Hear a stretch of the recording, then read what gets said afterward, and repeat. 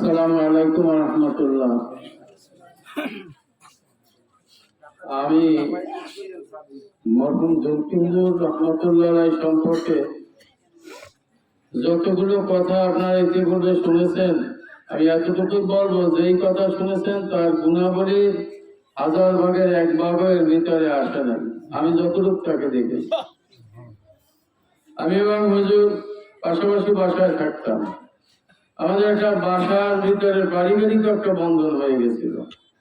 হুজুর আমার কামের 1 মাস আগে হুজুর যান, 1 মাস হুজুরের কাছে যে দর্শ পাইছি, অনেক কিছু শিখছি হুজুরের কাছ থেকে। এরপরে চাকরি করি 26 বছর প্রায় একত্রে এক জায়গায়। হুজুরের উস্তাদ হওয়া সত্ত্বেও আমার প্রিন্সিপাল হুজুর যে বললেন যে মান্যতা বলতে কি জিনিস, এই একটা গুণ যদি শিখতে হয় সেটা হুজুরের কাছে শেখা লাগবে।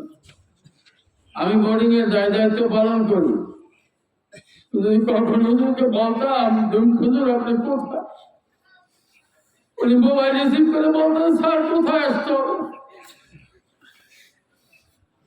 রাত নাই দিন নাই, কখন উনি বলেন নাই যে আমি এটা পারবো না। বিশাল মাহফিল গেছে, যারা গেছেন মাহফিলে জানেন ম্যাক্সিমাম কাজ আমাদের আঞ্জাম দিতে হয়। আমার জমকে হুজুর কাজ করিকে বিশাল বাইরে এক জিম্মেদার, বারবার আমার অফিসে যাইতেন, স্যার কোনো সমস্যা হলে আমার বলবেন। এমন একজন আমানতদার বড় হুজুর কেবলা বলতেন টাকার খুঁটি তুমকি মরণের কাছে ব্যক্তি আমরা আপনাদেরকে শুনেছেন। গতকালকে আমি সেন্সলেস হয়েছিলাম প্রায় 1 ঘন্টার অধিক কাল। আমিও বুঝতে পারিনি, আমার প্রেশার ছিল 200/180। মনে করছিলাম আমি সম্পর্ক তার সাথে আমার।